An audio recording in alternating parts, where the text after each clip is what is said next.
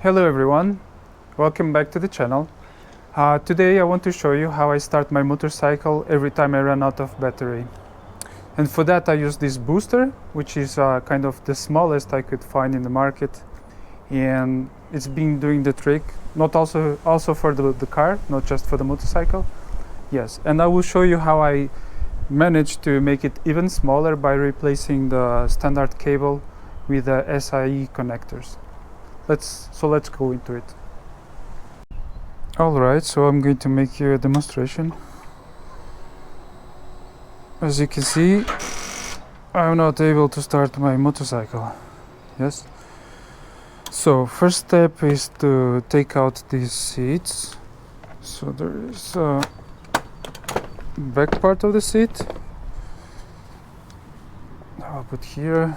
Then we take the front part of the seat. There's some rubber to prevent somebody from taking it without the key. And now I will show you the connection. So this is not didn't come with a kit, so I bought this from China basically. It's called SAE connector, this interface here. And just for reference, it's a 10 AWG. It's the thickness of the cable, so it will determine how much current can it handle. And I bought this one specifically because this 10 AWG matches what the cable that came from with this booster. So the cable, the standard that came with this device is like 2 pliers that I connect to the battery, but it's not really convenient, so I have this adaptation.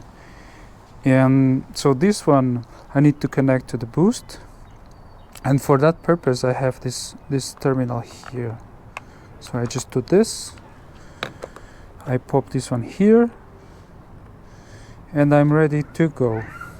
But just before I start the bike, I want to show you that this cable in the positive side has, let me just pop this one out, has a fuse. But this fuse, it's not thick enough to withstand the current necessary by the booster. So I was blown up a few of these 30 amps fuses, which is the greatest you can find. And in the end, I had to make a bridge. So basically there's no fuse, and basically unlimited current can go through this cable.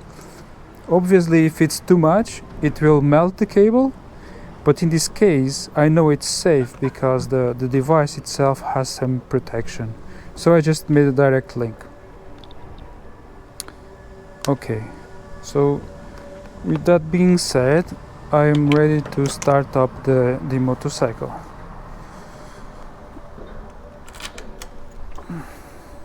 There's one thing I need to tell you, is that this device is supposed to be disconnected within 30 seconds from starting the motorcycle. So we start it, there you go, and now we have to disconnect it. Alright, and as you can see, it's that simple. Alright, that's it for today. I hope you liked this video. If you did, please thumbs up and subscribe to the channel.